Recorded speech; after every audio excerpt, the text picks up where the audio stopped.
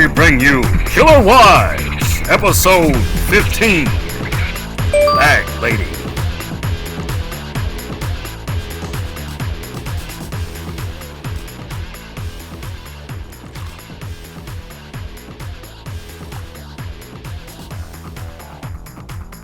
These are the case facts against Melanie McGuire, who shot, dismembered, and bagged her own husband. Isn't trust a bitch?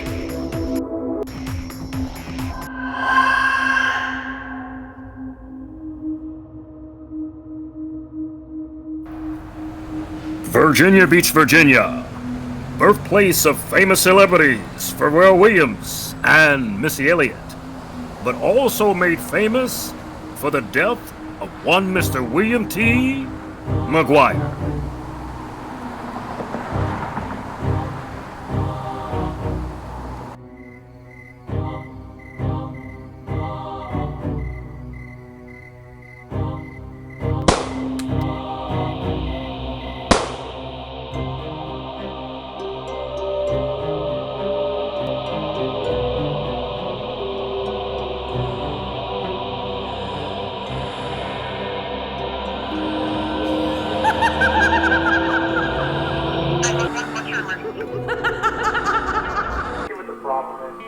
Sergeant Central. 19 Sergeant. You have a callback for 86 into Central?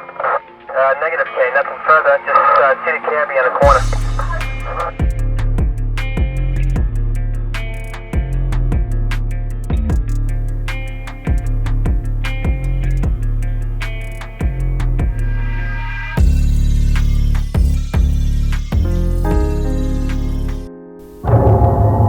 Could a wife be convicted of murdering her husband based purely off of circumstantial evidence?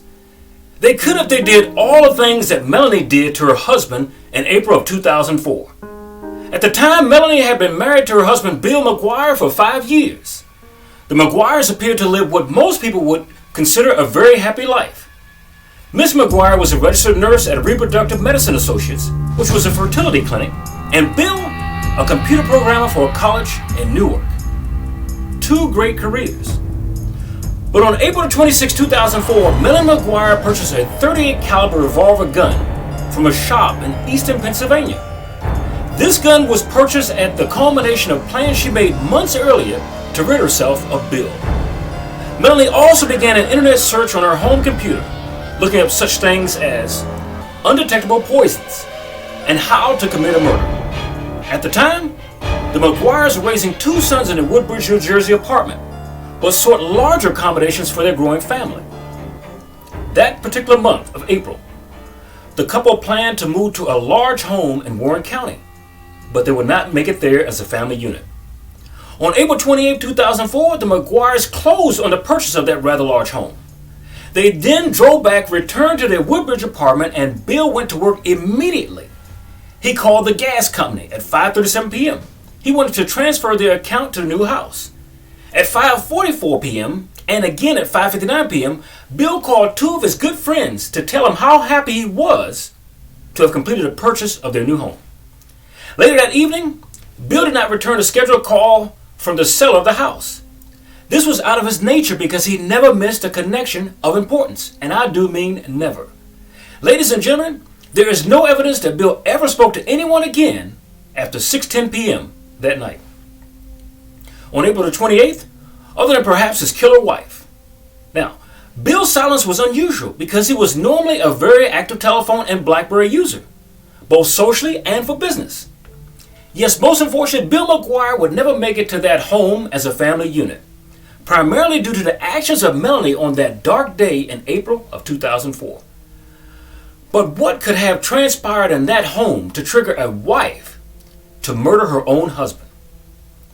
Let's go back to the morning of the homicide.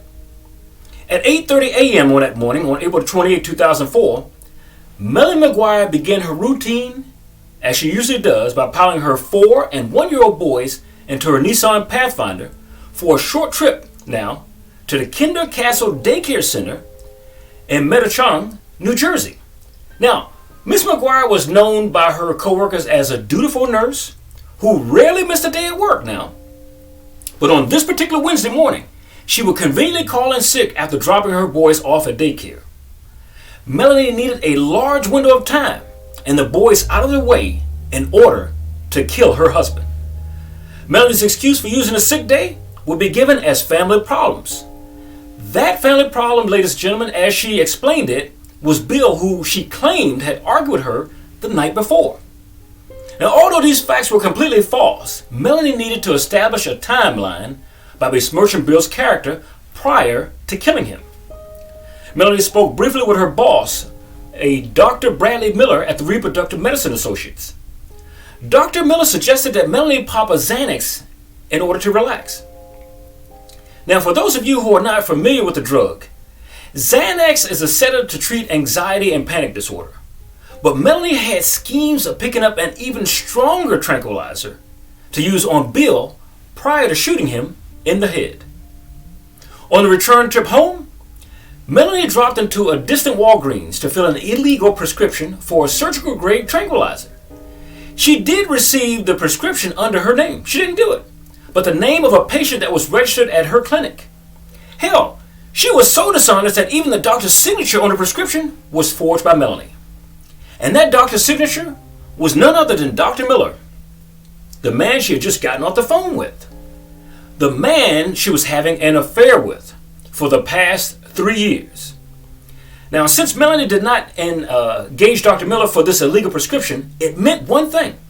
It meant that she was a liar to both men, the one that she was married to for 5 years and the doctor she cheated with for 3 years of her 5-year marriage. Now, when Melanie finally drove back on her Homebridge block in Woodbridge, it was quiet. It was quiet because most of the residents had already gone to work. They had fled.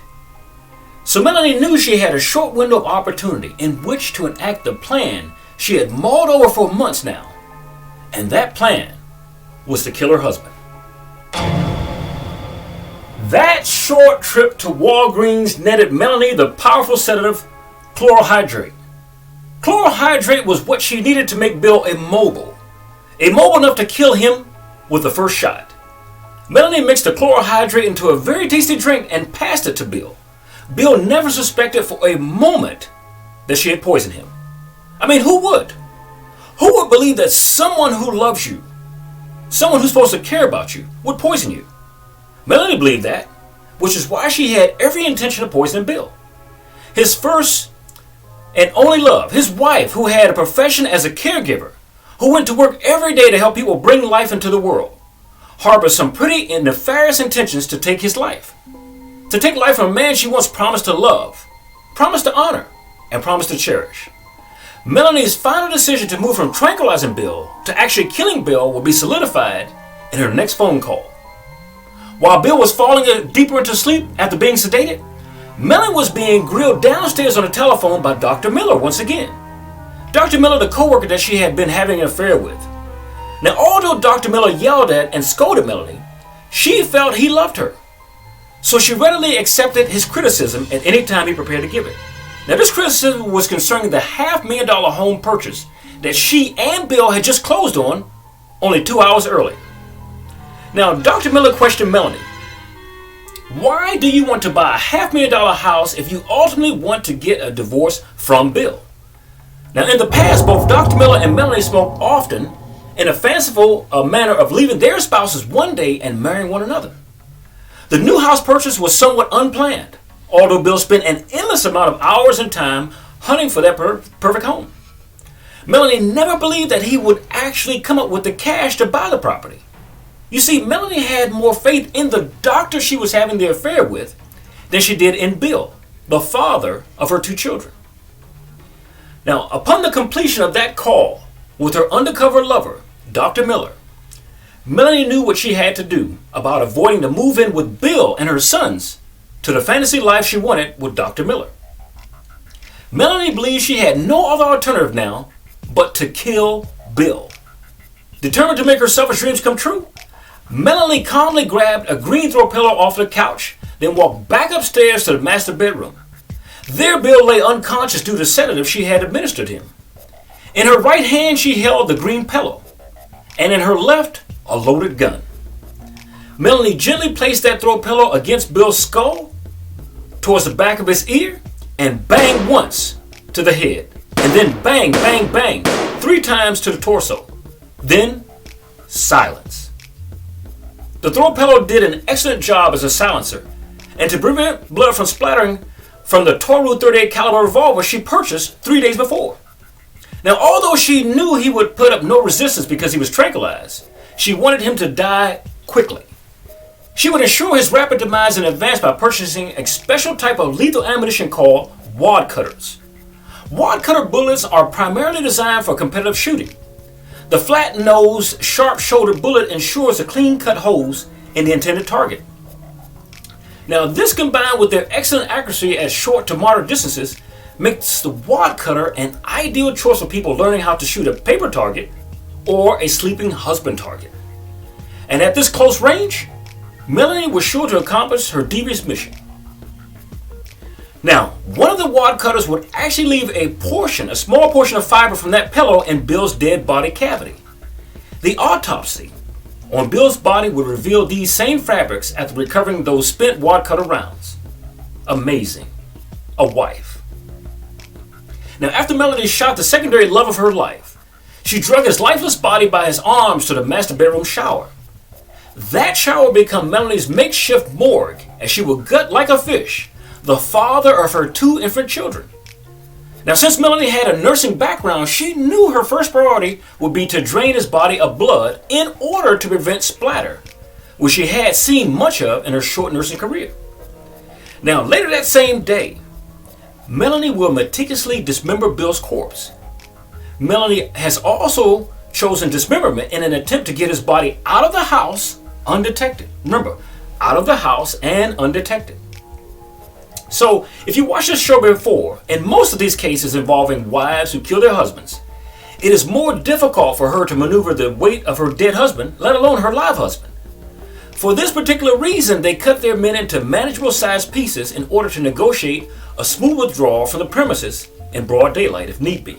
Now, they'll use trash bags, whatever it may be, to store him, but that's how they'll do it. But this will come later on in the day. Right now, Melanie was concerned with decomposition.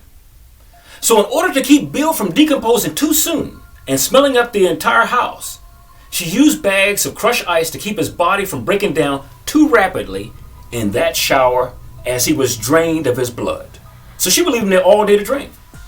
Now, luckily for Melanie, the family shower stall would contain Bill's body fluids and make it easier to clean up the mess. Now, not just blood, but urine that's discharged when you die.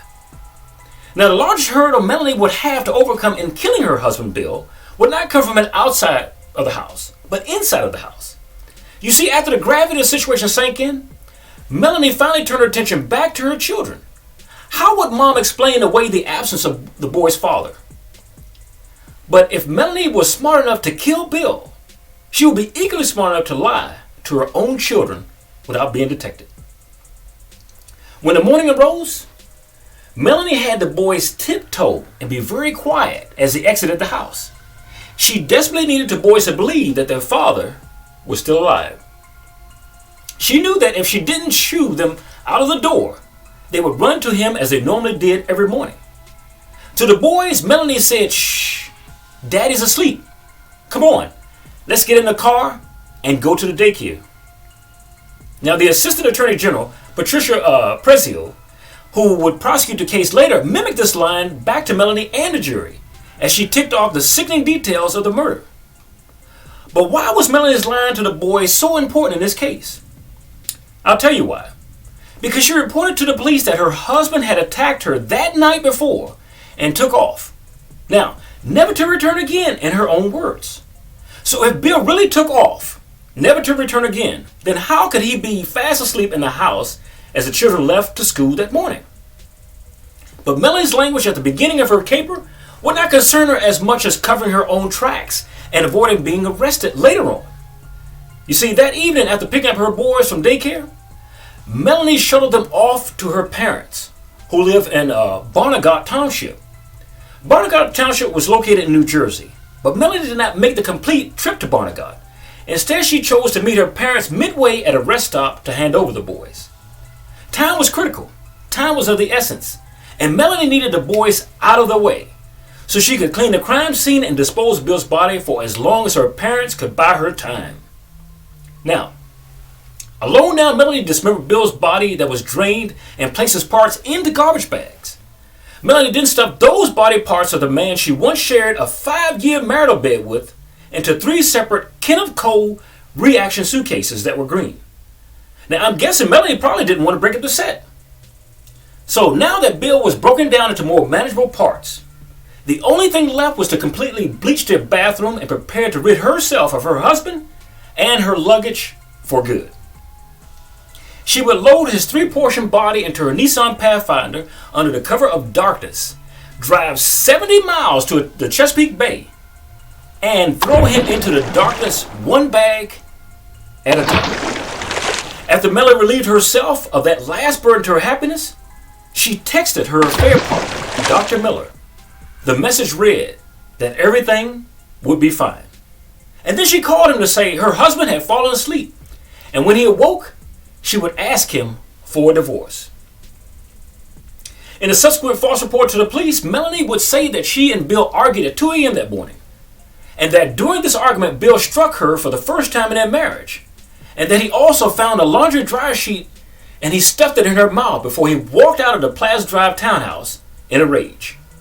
At 6:17 a.m. that same April 29th, a message was sent from Bill's BlackBerry to his place of employment, and the message said he would not be in today because he was sick. More like dead if you ask me, right? But the message bounced back because it was addressed incorrectly. We know that message could not have come from Bill because he was already dead, drawn and quartered by his own wife. You see, on Killer Wives, we often show that wives make easy blunders covering up the crimes after their husbands are dead. They do this because they never knew their lifestyle or the people in it. But this phone call was just one of Melanie's deceptions and undoings later on at trial. Later that night, Melanie worked on her alibi number 2, checking herself into the Red Roof Inn in Edison, New Jersey. There she stayed 3 nights between cleaning the crime scene and back to the hotel. Now this might have been done for 1 or 2 reasons. Either Melanie had a fear of staying in the house where she had just slaughtered her husband, the father of her children, or that she was covering her tracks by documenting her absence away from the house. Maybe somebody else did this crime.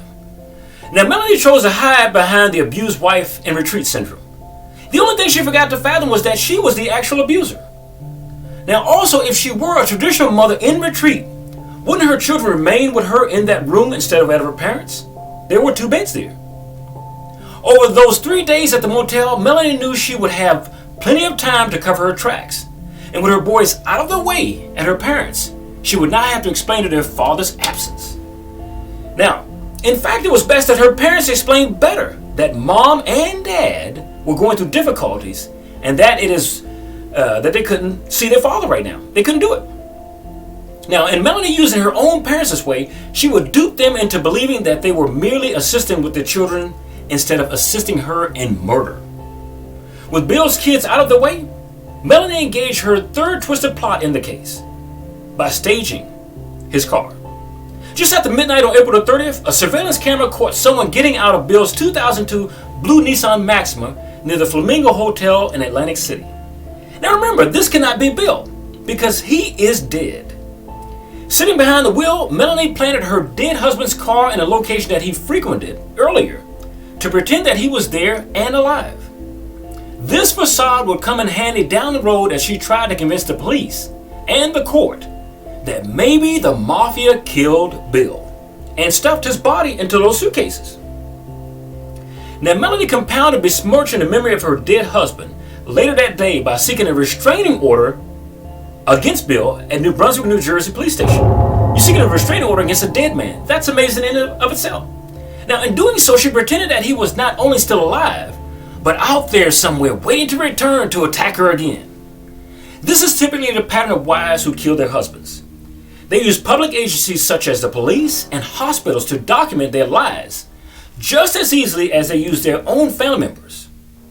Now, Secondly, they disperse his character and then go after either his insurance or away with another man they had been having an affair with the whole time.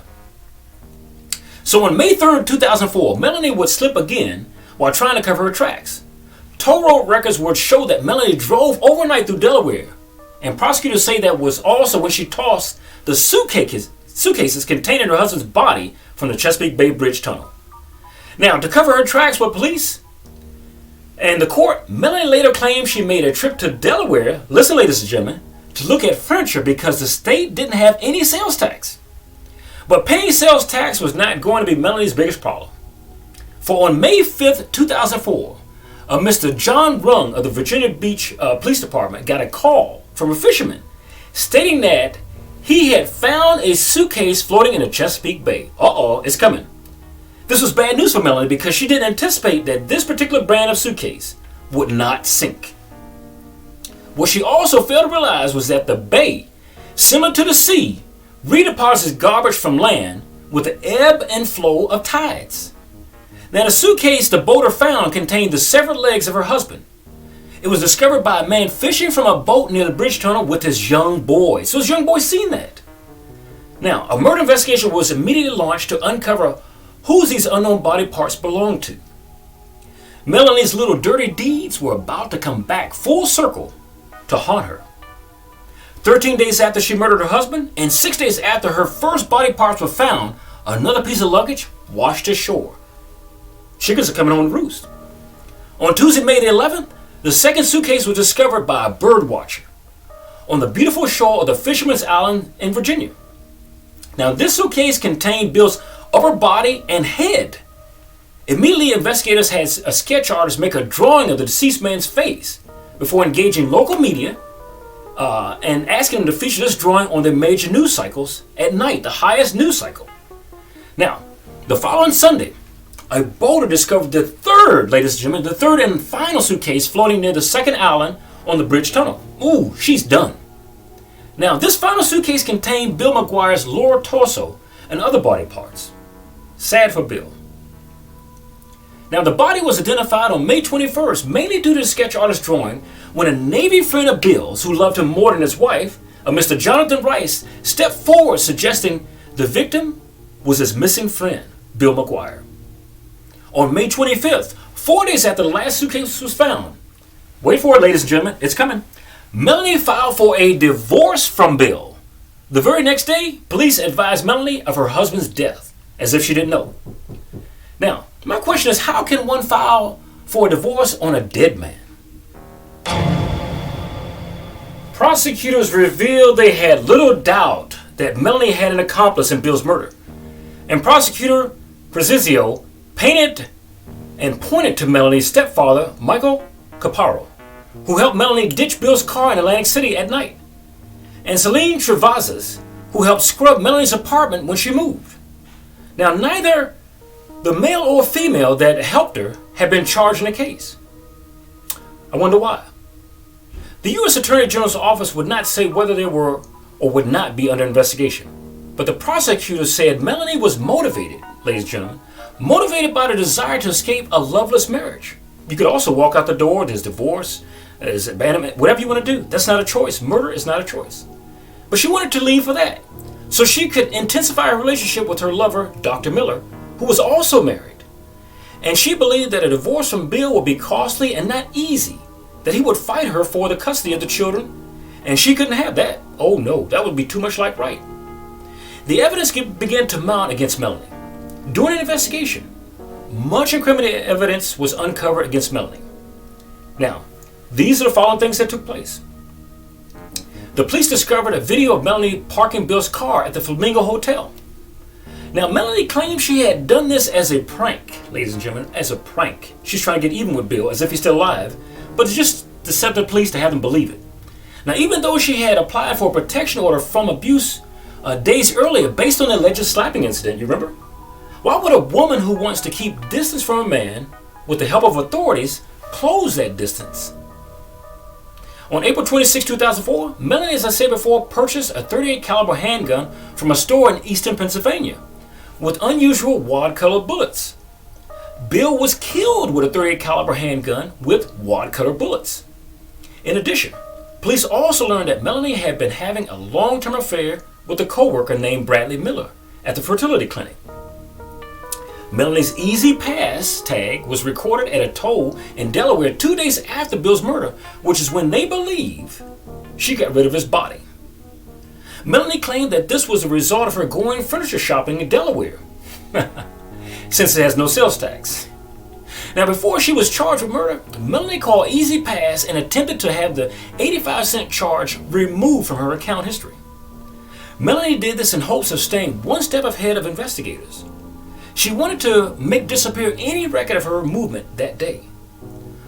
Now, who would even put forth the effort to remove a charge of 85 cents through a bureaucratic agency? Not me. Now, days later, an unidentified man believed by many to be Melanie's father also called in an attempt to have the charge removed. The same 85-cent charge. Too much. The plastic bags that Bill's bodies were found in were demonstrated by forensics to be from the same roll of bags that Melanie had in her home. That's tough for you. The same type of bags that Melanie gave away Bill's clothes in to her friends.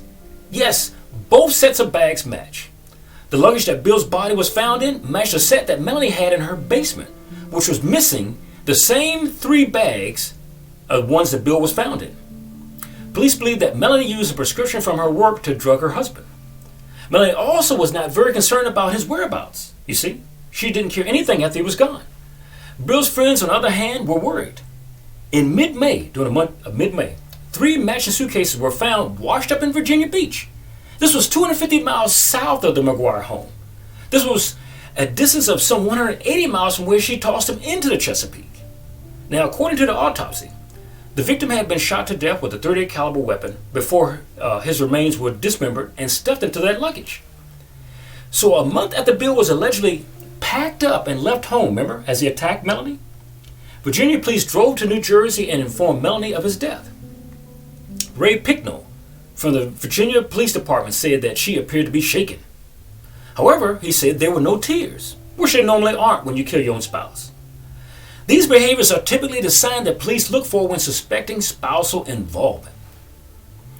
Now, Melanie claimed she hadn't seen or heard from Bill in 3 weeks and had already filed for divorce and moved into a new apartment, putting up the home that they had just purchased for sale that he took possession of. Now, that's crazy.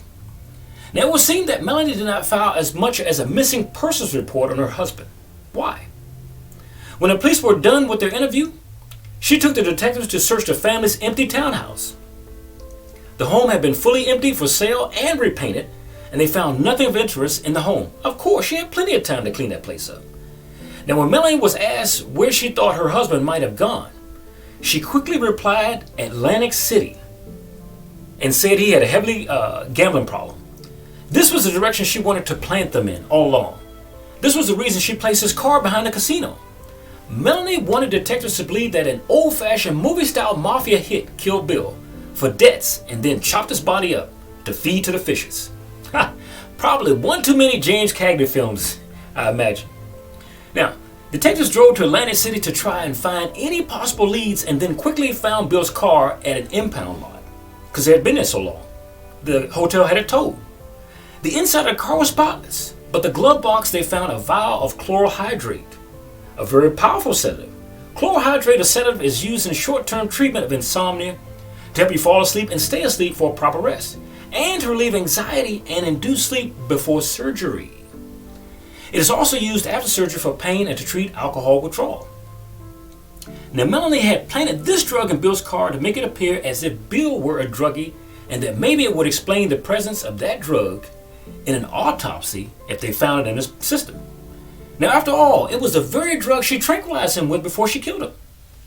You see, detectives ultimately contacted a doctor who prescribed that sedative on the label, but he denied ever writing that prescription and said that his signature must have been forged. Investigators then checked cell phone records between the doctor and Melanie, and they realized one thing. He and Melanie had made frequent calls to one another late at night and on weekends like they were two lovers. David Dalrymple from the New Jersey State Police learned that he had been carrying on a 3 years, ladies and gentlemen, extramarital affair with Melanie McGuire. Now, Despite the doctors admitting to the affair, investigators dismissed him flat out as being a suspect in the murder and found no evidence connecting him to the death. They were, however, able to establish a motive for Melanie and arrest her in connection with the murder on June 2nd, 2005. Melanie's trial began on March 5th, 2007, almost 3 years. You see, since Melanie filed a restraining order against Bill, her deceased husband. The defense attorney for Melanie tried to paint Bill as a gambling addict who possibly had ties to the mob, and that's why he got killed. Her attorneys also focused on the fact that there was no crime scene evidence tied to Melanie because she had a chance to clean it up. The prosecutors claimed that Melanie was completely responsible for the murder. Prosecutor Patricia Pazizio argued that all evidence pointed to Melanie, including going to the family court 2 days after Bill's disappearance. Now, Pazizio called, and she said in court, the real reason for being in family court, as the evidence will show, the real reason is not to get a restraining order against Bill. The real reason is to create a defense. You see, there was also a blanket wrapped around Bill's severed head, and forensics tracked that blanket back to the supplier that makes those blankets for the medical facility in New Jersey, including the one where Melanie worked. That's right, folks. You heard it right. When they found Bill's upper torso and head attached, there was a clinic blanket wrapped around his head. That clinic blanket was from the fertility clinic that Melanie worked at, which had the clinic's name emblazoned on it, right on front. So, don't think you could have created a better circumstance to catch somebody in this type of crime. So, on June 2nd, 2005, more than a year after the murder, Melanie McGuire was arrested at her new home in Brick, New Jersey, and was charged with first-degree murder. Melanie was immediately booked into the Middlesex County Adult Correctional Center, but she made her $750,000 bail. 10% of that, she made it. That's a lot of money. Now, through her attorneys, she pled not guilty to the charges. After being released on bail, Melanie faced additional charges on October 11, 2005. A 4-count indictment came down from a state grand jury. Melanie's bail was raised to $2.1 million, but she was released again.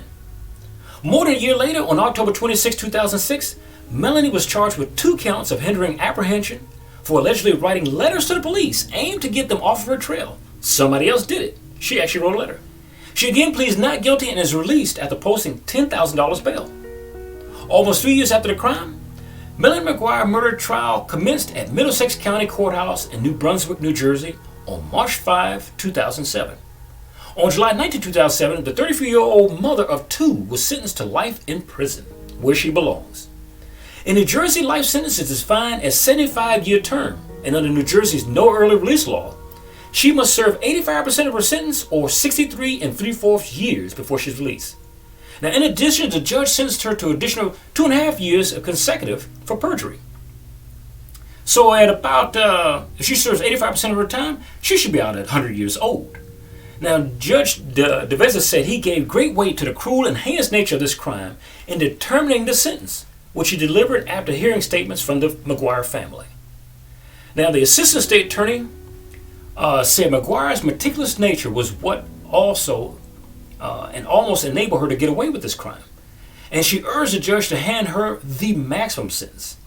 She said, "This is a defendant who puts on a face and shows people before her whatever it is she thinks they want to see." The prosecutor says, "I don't know who the real Melanie McGuire is." Some final evidence on the case. Melanie, after those news reports that Melanie told Dr. Miller, she called him, she said she had driven to Atlantic City late on that night of the 29th of April. She wanted to look for Bill's car. She said she found the car in the parking lot of the Taj Mahal Casino, and as a gesture of spite, she moved that car to the Flamingo Motel, which was about 1.5 miles down the road. She told Dr. Miller that she then took a cab back to Woodbridge Edison area because she was tired. Now, having slept during the ride, she decided to take another cab back to Atlantic City to retrieve her own car, a Nissan Pathfinder. Who could believe that? Now, Melanie also told Dr. Miller she made 2 later trips to Atlantic City to look for Bill and to check on the car on May the 2nd and the 18th of 2004. Now, what she was doing was also including the doctor, just as she did her parents and her alibis. Some months later, after Dr. Miller had revealed Melanie's statement to the police, a detective checked with the cab company. Who would do that? He did. Now in Woodbridge, Edison area, and found no record of a fare on April 30th, 2004 to Atlantic City. Several hours after returning north, her first trip to Atlantic City during the afternoon of April 30th, Melanie went to the Middlesex County Courthouse that day and this time testified before a judge to obtain a temporary restraining order against Bill. He's already dead. Now, despite having moved his car just hours earlier, she testified she did not know where Bill was. I don't know where he could be found. Now, at the trial in 2007, the prosecution presented evidence to show that Melanie had plotted to kill her husband for weeks before his disappearance. A state police computer expert, Jennifer Seymour, testified that she examined a computer and handheld devices that McGuire had used, including a personal desktop computer. Watch out, it's coming. Now, they used in their apartment. On that personal computer, Seymour found that internet Google searches, and watch your searches, had been conducted between April 11th and the 26th of 2004 for the following topics: undetectable poisons, state gun laws, instant poison, gun laws Pennsylvania, toxic insulin levels, fatal insulin doses, fatal dioxin doses, instant undetectable poisons, how to commit suicide, how to commit murder, how to purchase hunting rifles in New Jersey, pesticides as poisons, insulin as a poison, morphine poison, how to find chloroform, insulin shock, neuromuscular blocking agents, sedatives, tranquilizers, barbiturates, Nimbatol, pharmacy, chlorohydrate. Bingo. Now, chloro and side effects and Walgreens. The search for chlorohydrate stood out because the police had found that drug in Bill's car. Also, the reference to the gun laws were reinforced by testimony from a long-term friend of Melanie's, Mr. James Finn, who had attended nursing school with Melanie. He testified about his long-standing but unreturned romantic interest in her. The two had remained friends over the years and stayed in contact. As shown by emails admitting evidence, Melanie wrote to Finn in mid-April 2004 about problems she was having in her marriage, and she joked about his owning a gun. She said Bill was acting strangely and was drinking more. She was afraid for her safety. In response, Finn spoke to her about the requirements for buying a gun in New Jersey and Pennsylvania. On April 26, 2004, 2 days before Bill's disappearance, Melanie bought that Taurus .38 caliber revolver at a gun shop, remember, in Palmer Township, Pennsylvania. As identification, her own ID, she used her own Pennsylvania-issued driver's license, which contained her aunt's address in East Stroudsbury, Pennsylvania. Idiot. The sales receipt from that gun shop also showed an item sold for $9.95. The owner of that gun shop testified that there are only two types of ammunition in that shop that were listed at that price: wad cutters and round-nosed Ultramax bullets.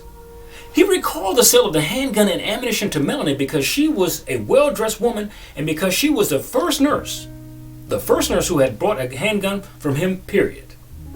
Now, after buying the gun, Melanie continued to communicate by email with Finn, but did not tell him she had bought that gun. About a year after Bill's murder, Finn allowed a telephone conversation with Melanie to be recorded by police detectives. At that time, Melanie told Finn that Bill had asked her to buy the gun for protection in their new home. She said Bill could not buy a gun himself because he had been convicted of a crime in the past. This is not true also. So now she was adding her former school friend onto her list of alibis by pretending the gun was in her husband's idea. In correspondence between her and Finn before Bill's disappearance, Melanie had not said Bill wanted a gun. In fact, their email communication indicated that Finn was concerned for Melanie's safety in Bill's presence, and his advice was for her to buy a gun to protect herself against him. Now, after Bill's murder was discovered, Melanie also told Dr. Miller and other friends that Bill had asked her to buy a gun for him because he could not buy one for himself. That was a lie also. So now she was including colleagues into her mix of her advanced and belated alibis. But in this murder plot, the gun was never found. In filling out an information sheet when applying for the domestic violence restraining order on April the 29th, Melanie lied once again when she answered no to a question about whether Bill had a gun or there was a gun in the house, period. Melanie later told Dr. Miller and others that she believed Bill had locked that gun in a box which she had put away in the storage. Lie again. During the investigation, the police searched the storage and with Melanie's permission, and they found that supposed lockbox. But inside the box, they found batteries. Not a gun, not an arrow, not a horse, batteries. Now, the state's forensic expert testified that the bullets recovered from Bill's body were 38 caliber wad cutter bullets. Now, based on ballistic markings, they could have been fired from guns produced by only 6 manufacturers, including Taurus.